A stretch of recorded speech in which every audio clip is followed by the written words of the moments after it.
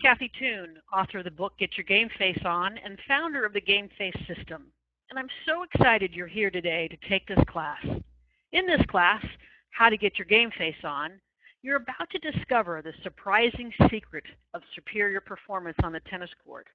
And you're also going to learn how to, 1, play with confidence every time you step on the court, 2, maintain your focus throughout an entire match, 3, master that little voice in your head. Yeah, you know, the one that just said, "What little voice?" And 4, have a lot more fun on the court and ultimately win more matches. So whether you're playing in tournaments, you're playing adult league matches, or you're competing for your school team, this class is for you.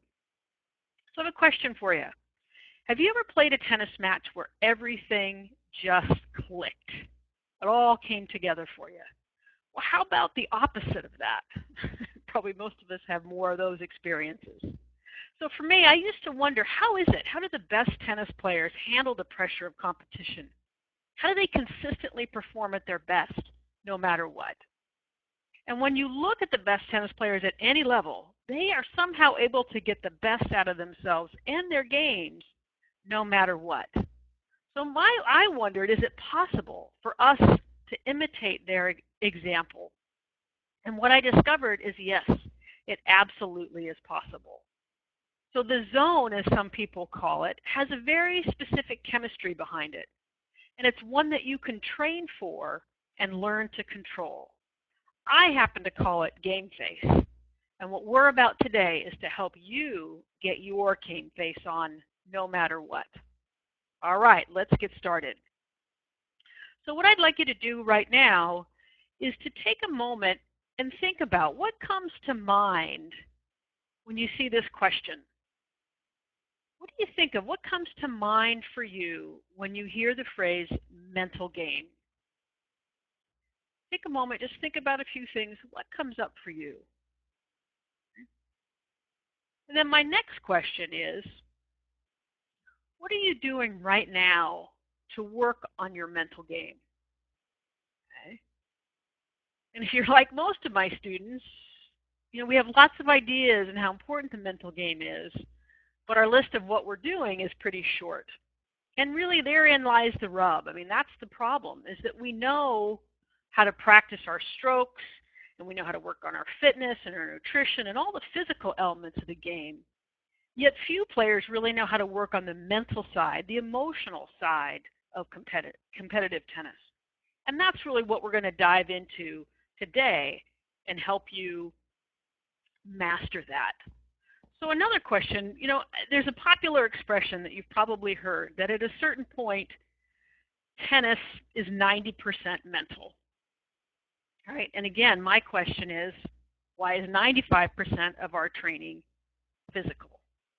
And again, we go back to, why is that? And I think it's because it's what we can see, what we can measure. And our problem with, or challenge with the mental game is that it is difficult to see. It is difficult to know specifically what to do. And that's why I developed this class. I really want you to know specifically things that you can do to work on. Okay? Before we dive in, just a little bit of background. I wanted to share with you my story of how I got here.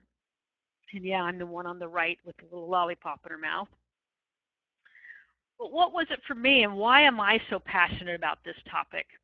Well, my story growing up, I grew up in the Northwest in Portland, and I fell in love with tennis at about age 11. And I worked really hard. I was up early, 5:30 before school. I went to the club. I was on the ball machine.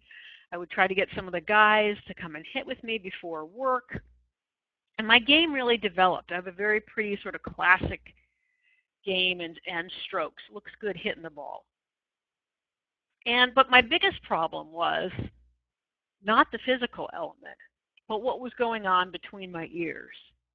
And I would just pray that on match day, I would wake up, quote unquote, on the right side of the bed and be able to play in a match like I could in practice. And unfortunately, that just didn't happen for me as often as I would have liked it to. Very frustrating, very painful experiences with that. So I vowed to myself early on that I really wanted to solve this, that I wanted to know how to figure this out and to help other people. Because when I was growing up, they called it the killer instinct. And basically, I was told, you either have it or you didn't. And at that point in my life, I didn't have it. Or the other thing that I was told a lot when I was to go out and play was coaches would basically say, just, relax, go out there and relax, let it go. And I'm like, yeah, if I could do that, I would. The problem was nobody was really showing me how to work on it and how to relax and how to play in a match like I could in practice. So my journey took me down the path of studying lots of different things: exercise physiology, motor learning, biomechanics, sports nutrition. I went through all of it. I ended up getting my master's degree in sports psychology and basically tried to take and put all of the stuff that I learned together into what I now call the game face system. And that system, what we're going to cover part of it today, while I was coaching at University of California, Berkeley, it really helped us, especially on the doubles court, earn 5 NC2A titles in just 9 years. So we always had the physical ability, but once we kind of got this other piece of the puzzle, our results really took off. Now this is where it also, I'm going to start to dive in. You've got a handout that was included with the class, so if you want to take a look at that, this is where we pick up in the handout. And this question, I want you to imagine that tomorrow you have an important match. So thinking about that match, how do you want to feel? And take a moment in your notes there and just jot down a few words to describe how it is that you would like to feel. A couple, 2, 3, 4 words that come up for you as you're walking onto the court. What do you want to feel? Now, this is a question I've asked hundreds, if not thousands of times to different athletes and tennis players, and I get a pretty classic response. And it generally looks something like this. So going into a competition, often players, athletes want to feel focused and confident, relaxed, calm, and yet energized, fun. And there's just a couple of my favorite F words on this list. There are a couple very appropriate F words in sports and in tennis. Fun is the most appropriate. And so that's the list. And I have a feeling that some of those words that are on the screen are actually on your list as well. So if you were to come up with a word or a phrase to describe that state of being, of how you wanted to feel, what might you call it? What are people describing when they put these words together?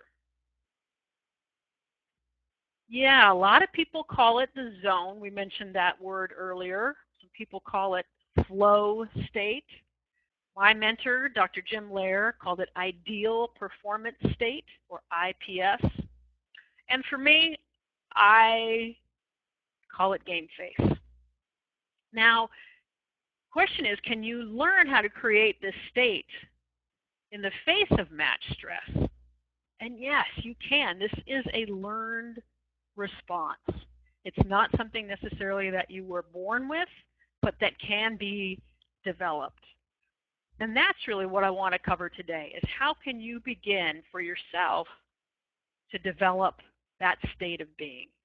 So I want to share a couple of diagrams with you that really made a huge difference in my life, in my performance as an athlete, and all the athletes that I worked with as a Division I coach. So when you look at this multi-dimensional model that I have up here, when you look at the top, the E stands for emotion. This is also in your notes. The E stands for emotion. The P down at the bottom stands for physical. And the M stands for mental. Now what's really important about this is when you look at the diagram and notice that the arrows are double-headed arrows. That was a huge breakthrough for me. And what I mean by that is that they impact one another. So what you do mentally, what you do physically, impacts how you feel emotionally. Okay? And remember that important question I asked you about, you have a match tomorrow. How do you want to feel? Emotion is feeling. What is it that you want to feel? So let's look at how these impact one another, because there really is some science behind the sort of mind, body, emotion connection. Let's take a look at the M first. Question for you, what is mental? I know that's what we are called sometimes, but what is mental? What units of mental are there out there? And if I ask you right now to don't think about that pink elephant, I have a feeling I know what image just popped into your head. So in our mind, we think in units of thoughts, sort of words in our head, right? That little voice in your head, and images. And what's important there, if you realize that, gosh, if I've asked you, how many thoughts do you think you have on a given day? Yeah, it's a ton. Who knows how they measure this, but it's about 65, 70,000 thoughts in a day. True, a lot of them are thoughts you had yesterday, and some you'll have tomorrow. Right? But what blew me away was to realize that every thought that we have is sort of an electrochemical, biochemical event in the body. That there is no such thing as just mere thoughts. Every thought has a cellular impact on it. So let me show you the power of this. Here's a story that I often tell to kind of bring this to life, and maybe you've had this experience. But for me, growing up in the Northwest, had to kind of support my tennis habit. So one of the things I did was babysitting. And so here's the scenario that happened a lot. I'm babysitting, the parents are gone, let's say the kids are already asleep, I'm kind of there in the living room by myself, and this was before cell phones and all of that stuff, probably reading or watching TV or something. And of course, it's the Pacific Northwest, so it's probably a cold and stormy night. And I'm sitting there minding my own business, and all of a sudden, I hear a strange noise. And all of a sudden, I start having all these thoughts. Maybe you've had this experience. And the thoughts are something like, oh my God, who's out there? Where's the phone? Is it Freddy Krueger? Where's my escape route? What am I going to do? My mind just starts to flood with all these sort of panicky thoughts. Then boom, what do you think happens? What's happening now in my body? My breathing rate, right? It's a little faster. My heart's pumping faster. I might have that feeling of sort of like stuck a deer in headlights, maybe sweating. Boom, it instantly changes. And then what am I feeling in that moment? Or what have you felt? Fear, absolute terror. And think about that. All of a sudden you just got your heart rate to change, your breathing rate. You might have made yourself start sweating. All because you had some thoughts. You were just sitting there minding your own business. Something happened. You had some thoughts, and boom, look what happened to your body. Pretty amazing stuff. Now if we look at the P aspect of it, the physical aspect of it. I'm going to take you through a little exercise, and I'm hoping you're in a place where you can do this with me. And what I want you to imagine, what I want you to do right now in this exercise is I want you to stand up. If you're listening to while you're driving, don't stand up, just sit up. But I want you to stand up, and I want you to imagine now that I am your coach. I'm your tennis coach. And it's time for me to determine the lineup. Okay? You can't say anything to me right now. Can't say anything out loud. But what I want you to do on the count of 3, when I'm looking at you, I want you to show me absolute, excuse the expression, but kick butt confidence on the count of 3. 1, 2, 3. I want you driving confidence with every single cell in your body. Now, when I look at you, there's no doubt I'm putting you in. All right, now, while you don't think I can see you, I have a pretty good guess. I bet you're standing with really tall posture. Your shoulders are back. Your chin is square. Your feet are pretty solidly rooted into the ground. And man, you've got amazing eye contact. right? Your arms are either by the side. You might have a few badasses out there with their arms crossed or maybe on their hips. When you stand in that, there's a particular posture. Now, if I ask you, all right, now I want you to show me absolute, utter dejection. You suck. I bet I don't even have to count to three. I bet now your posture is you're sort of your shoulders dropped, kind of got one knee slightly bent, you're sort of slumped over, and your head's down. Okay.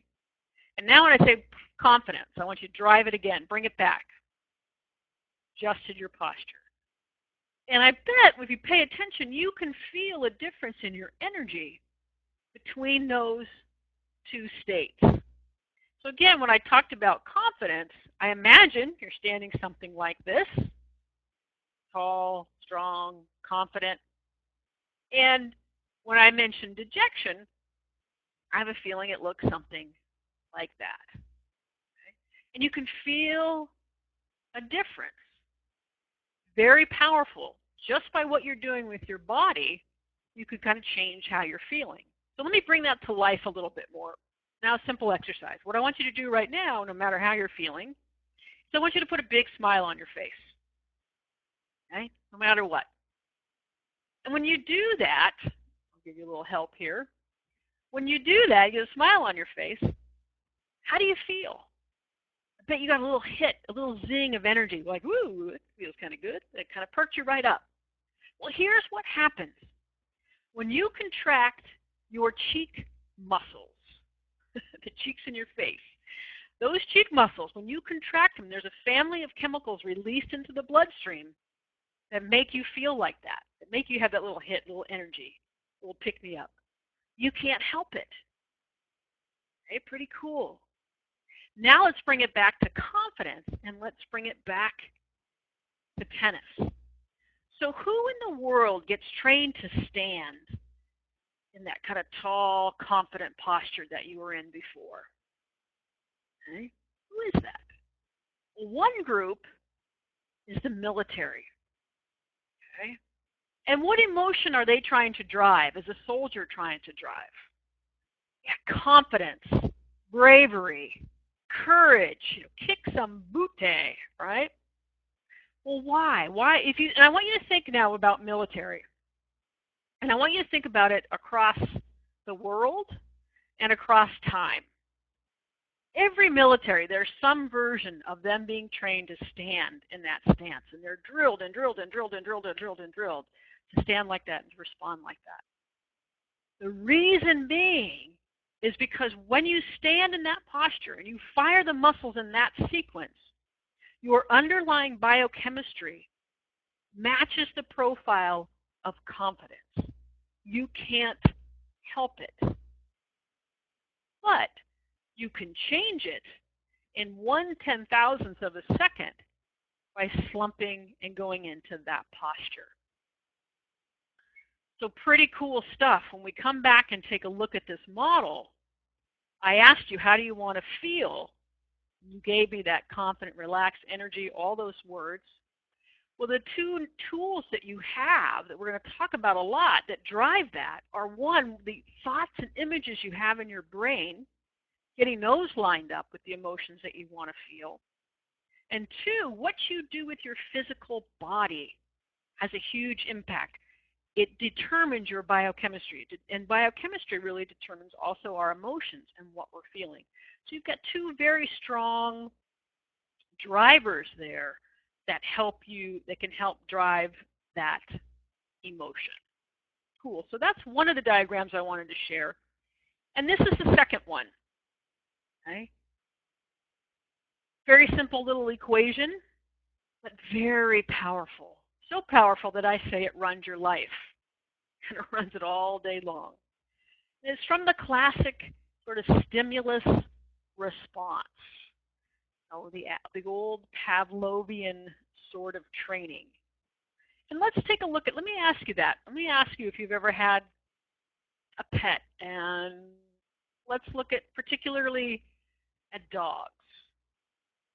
And, does your dog know When it's time to eat, they know when it's time for food. A lot of them do. How? Well, just like this guy here, they often might hear something. The food bag, the can opener, the cupboard opening, the dry food in the bowl. That for them is their stimulus. And boom, they go right to response. There is no in between. They hear that, they're going to come running and they want to be fed. Okay? For us, we're slightly higher on the food chain than dogs and animals. And we have this really important window of time in between our stimulus and our response that really drives a lot of what happens in our life. Okay? And in that time frame, we come up with what our perception is of whatever just happened. Okay? So let me ask you this question for a moment too, and think about it. What are some of the stressors that you face in tennis and as a tennis player? What are some of the stressors, the stimulus that you face? For me, when I was coaching, a lot of my players, it might be playing a top player. It might be a bad line call. It could be an obnoxious competitor or an obnoxious partner. Maybe you're playing in a tournament. Maybe you've made it to postseason. Just playing in a match might do it, or mistakes or the weather, or, there's a million of them, right? A lot of stressors that we face. So when we go and look at the full equation here, I can't really help you with the stimulus or stressor side. Those aren't going away. But where we have some power, where we can do some work, is on our response. Because our response to those things really is our choice. And where our choice is sort of based on is our interpretation of that event. How do we interpret or think about what's our perspective on a mistake, a perceived bad, like I said, bad line call, but it's a perceived bad line call or partner. There's always going to be this stuff happening out there, but we get to choose how we respond to it. It is our choice. And our goal is to take the high road versus the low road. On the low road, something happens, and a low road player will tend to see it as a problem, that they're a victim, and why me, and I can't believe this, and this always seems to happen. And they go down that low road. Versus a high road player is going to see the same stuff that happens, right? But see it as a challenge, an opportunity, a chance to get better. It's the same thing my opponent's facing. No worries, I got this, I can handle it. Okay? Those are the underlying sort of two diagrams that I wanted to share with you, okay, that we have, and the tools tying this back between this diagram and the one I showed you earlier, right, this one. Because when you take a look here at your response, the two things that you have in constant control to determine your response to things are what you do with your body in the face of it and what you do with your mind, what you say, what you think in the face of whatever it is that comes up. And that's what we're going to be working on and teaching you some ways to do that on the tennis court. So another question for you is, in tennis, whose mental game do you admire? Think for a moment. What are some of the names? Maybe jot those down in your notes. Could be a pro, could be somebody at your club, but who is it? Whose mental game do you admire? When I ask this in live workshops, I often get these folks. Their names come up, whether it's Rafa or Federer, Sharapova, Venus, Serena. Those are the names that tend to come up. And why? Why do we tend to pick those folks?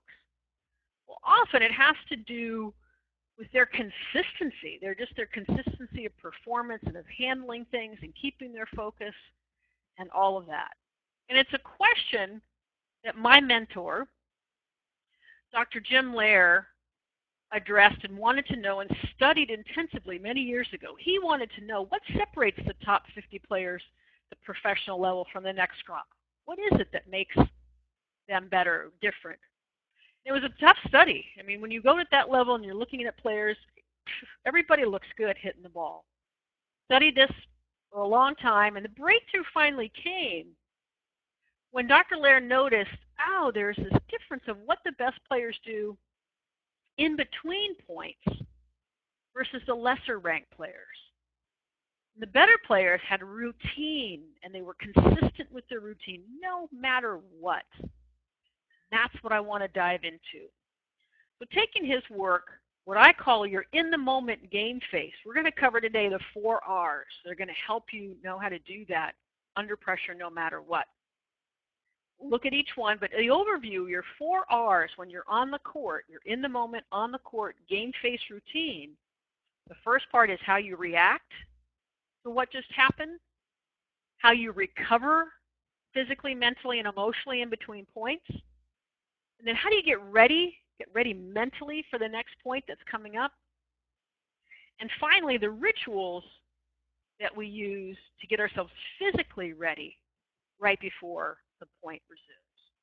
So let's dive in and let's take a look at this, because my goal for you is that you as an individual player, even if you play doubles, okay, you need to know what is your game face routine. What is it you need to do to keep your game face on no matter what?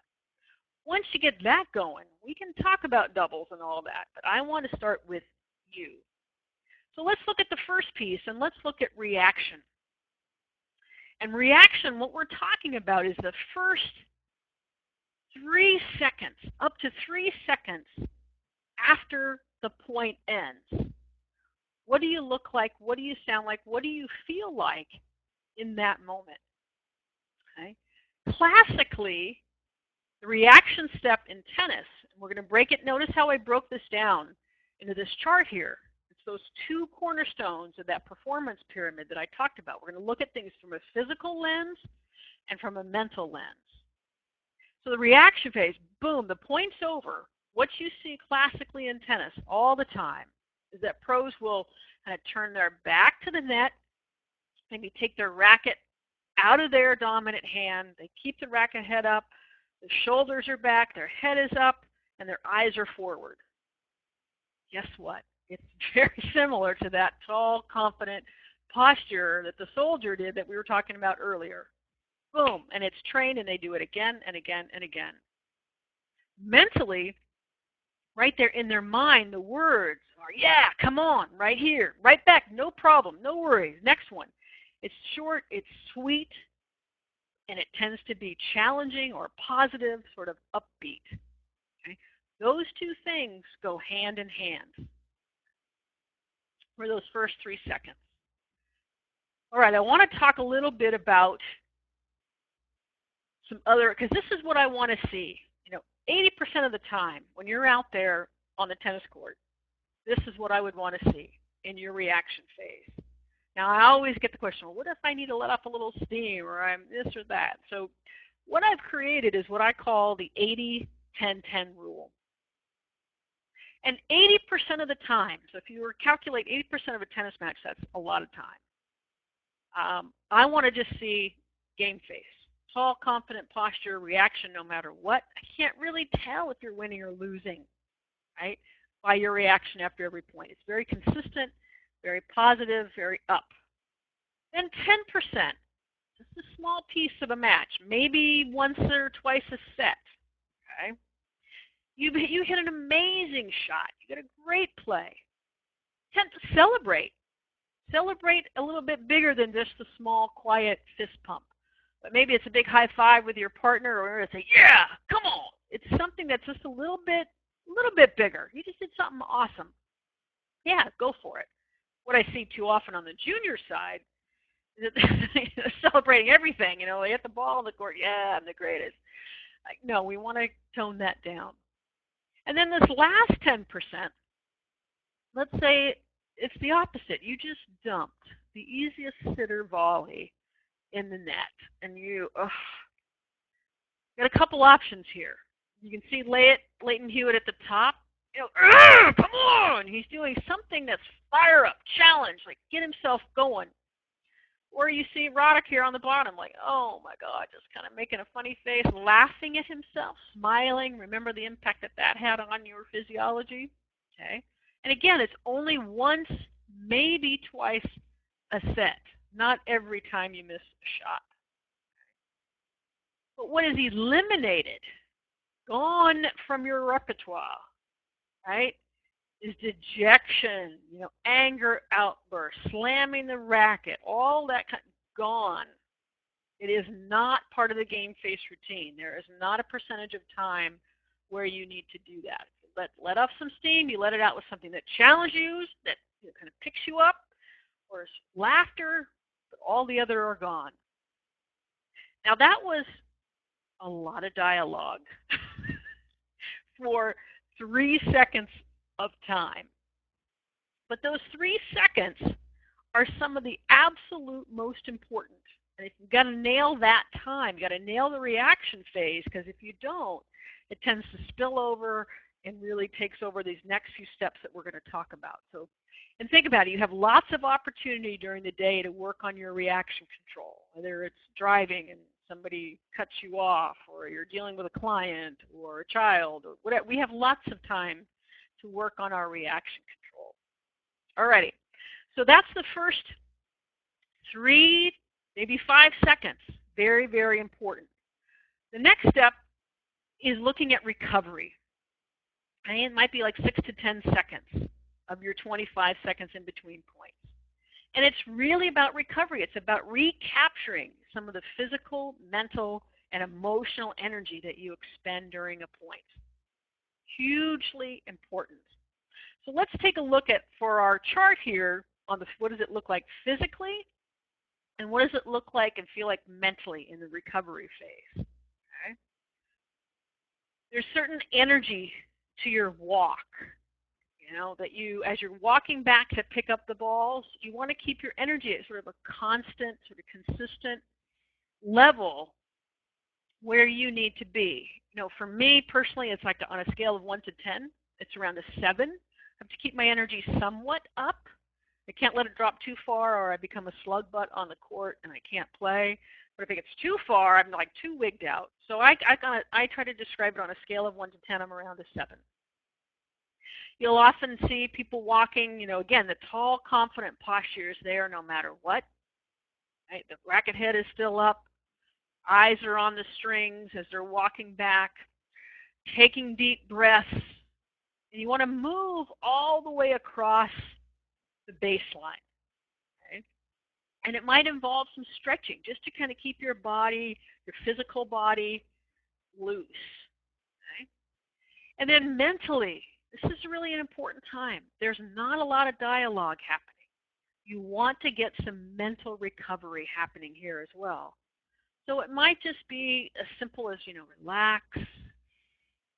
Real easy here as you're breathing. Going to stay calm. For me, I personally focus on my breathing, feeling it in and out, trying to keep that. There's not a lot of chatter. There's not a lot of, no beat up for the last point. Because remember, we've had that reaction, and that point is gone after that reaction phase in those first 3 to 5 seconds. This phase is all about recovery, recapturing physical, mental, and emotional energy. Okay? All right. So we've done that. Now we've recaptured some of your energy.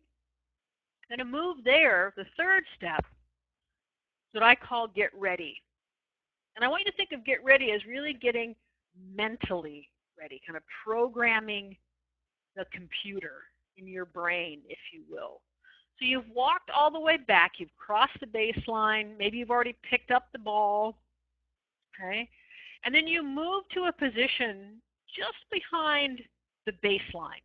Ideally, maybe somewhere near the center mark, but you're back there and you're maintaining that tall, confident posture. And this is a short time frame. Maybe again 3 to 5 seconds. You're going to pause behind that baseline, Keep that tall, confident stance. Your eyes are forward or looking at your strings, looking at the ball. And the whole key to this stage is to program the mental computer. So you register the score. Absolutely important. I can't tell you how many times I watch matches and there's confusion about the score. Please do not play a point until you agree, know, and announce the score. So you got the score, and then it's what's the situation? You know, you're up 40-15, it's 30 all, and then what's my job or what's my objective on this point? What's your game plan? What are you trying to do on this particular point? Are you trying to play it more to the backhand side? Are you looking to come in when you can? Is your slice been effective? Do you want to try to keep the ball deep down the middle? Or whatever it is, it's like imprint that into your brain. Give your mind, your computer that command about what it is that you want to work on. So you're in that tall, confident posture. You're pausing back there for a minute. You're imprinting in the brain what your game plan is for this upcoming point. Okay? Then the last piece, the last step, is having a ritual. And this is probably the one in sport that most people know or talk about and recognize, is to have a ritual. And it's something that you do consistently. And the reason why, again, it's sort of the stimulus response. Remember that little diagram? It's the physical preparation for the next point. And having a consistent physical routine or ritual is going to help you have a consistent service motion or return motion. Okay, so let's take a look at, on the serving side, let's take a look at that first. So I want you to imagine and think about this for a moment. Like, how many times do you bounce the ball on your serve? Hopefully, boom, a number just popped right into your head. For me, it's 3.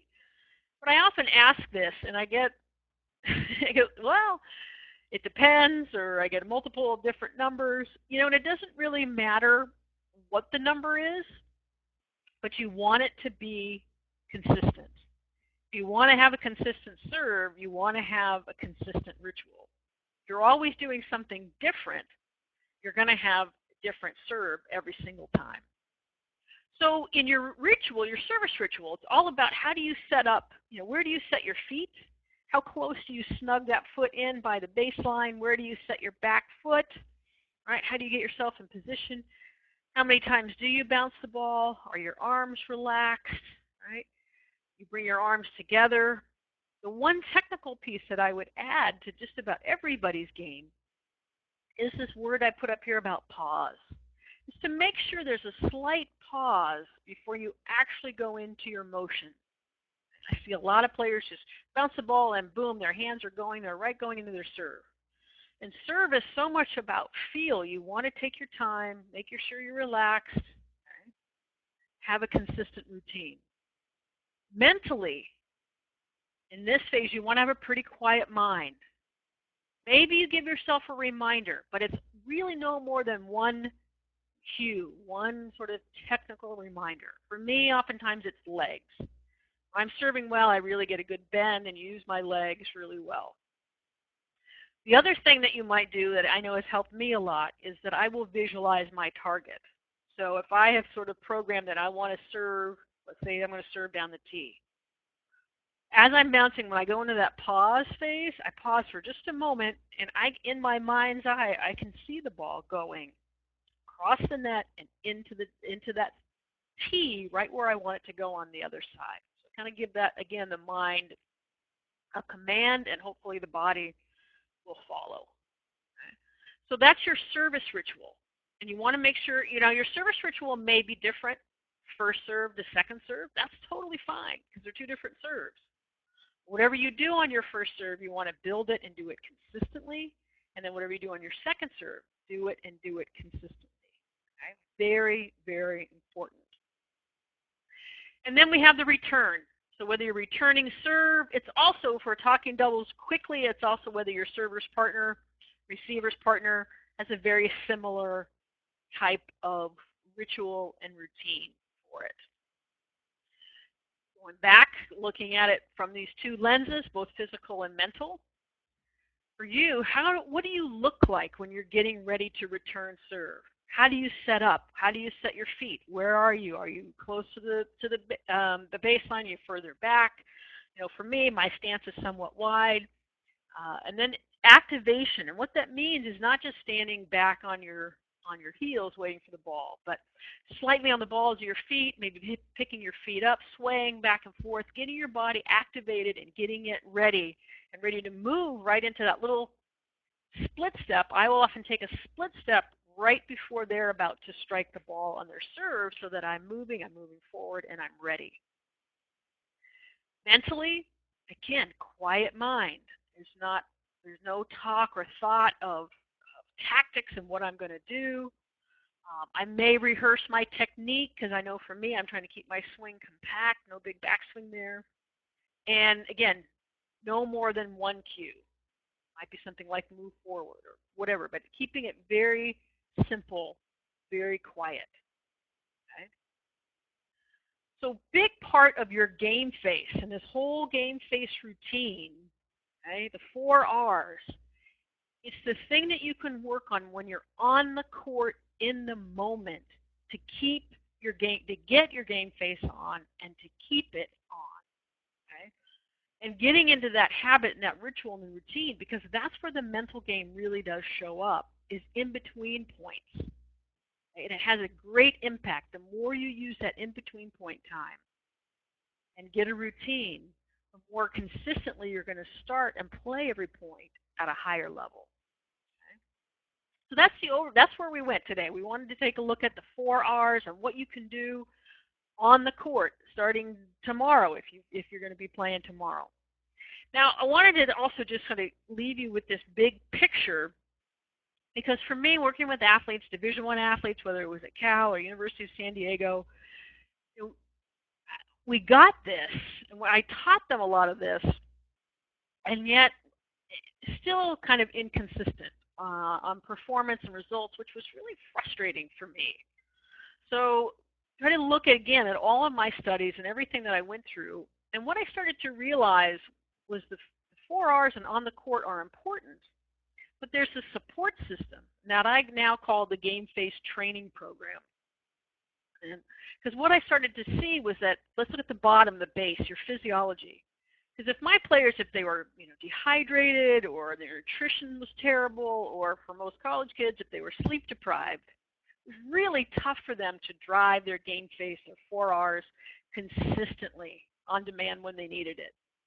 Physically, same thing. If there were poor conditioning or their practices were terrible, right? Or mentally, if their self-talk was off, remember those 70,000 thoughts, or they weren't able to really drive their focus, or visualization, they had imagery that just wasn't helping them. And then finally, all this other stuff. They weren't managing their time or their workload, or they weren't having fun, or their relationships were terrible. All of that stuff had an impact on their ability to pull the trigger and get those 4 R's to happen.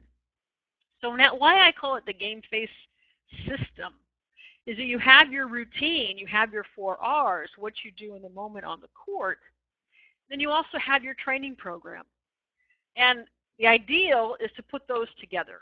The Game Face system consists of those 4 R's, and then also training these different elements that I just mentioned briefly. So I wanted to give you that overview. It's definitely something that I go into more in other classes that we offer and that we teach, but I wanted to give you that framework. And I believe I've given you what I consider to be one of the most important tools for you to play your best when it counts the most. And that is the ability to get your game face on and keep it on the court when you need it under pressure. So again, my name is Kathy Toon. I am the author of the book, Get Your Game Face On, and founder of the Game Face System. Hoping this was valuable for you. If you have any feedback, please shoot me an email. Always love to see your comments. And join me online at gamefacesystem.com. Good luck, and as I say, rally on.